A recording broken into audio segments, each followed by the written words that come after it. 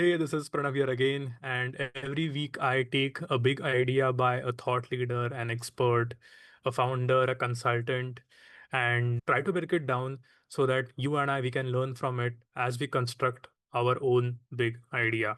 Why is having a big idea important?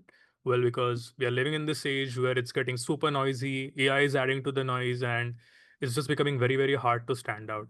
So instead of standing out with publishing more content, with writing more aggressive hooks, using more attractive thumbnails, if we can just stand out with our unique perspective, wouldn't that be great? Which is what most of the thought leaders do. So today I want to talk about Sean D'Souza and his idea of suddenly talented. So obviously Sean D'Souza is someone who has a ton of ideas. So it's not that his brand revolves around this one particular idea, but this product at least is built around this one big idea, which is doable greatness. Instead of a PPT, I'm just going to read out the sales page here because I think it's just doing a fantastic job. So let's read this, right? Suddenly talented, the road to doable greatness, how to overcome this struggle how to overcome the struggle of learning. Okay, this is a book, by the way, by Sean D'Souza, who happens to be a friend and a mentor of mine. Okay, now let's read this. And as you're reading this, see what kind of effect it has on you, if at all, because what we're trying to do is trying to understand the psychological effect that a big idea has on a reader.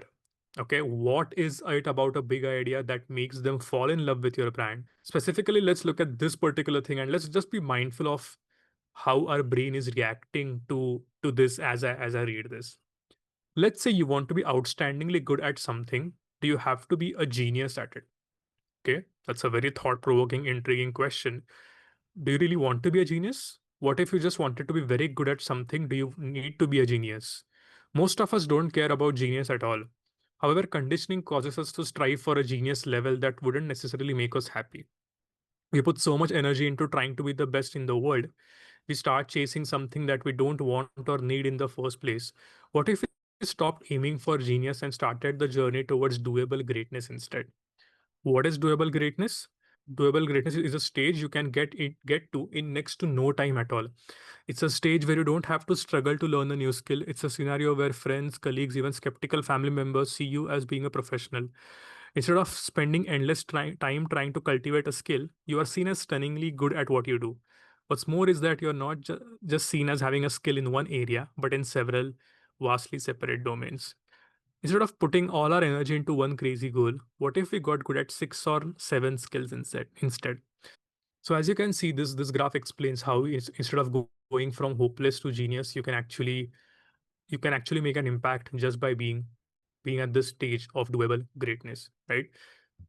So what is this doing to me? Well, firstly, it is giving me the sense of unburdening, which is the key thing. A big idea gives the reader a sense of unburdening. Hey, you don't really need to be that. What you need to do is this instead.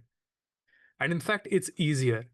It's easier because you don't have to put in 12-hour days. You just have to put in a few hours a day. You don't have to like really put your blood, sweat, and tears into it. You can sort of cruise your way through it, which creates a certain sense of unburdening, which makes my ears go up, and I'm very intrigued and I want to know more about this particular idea.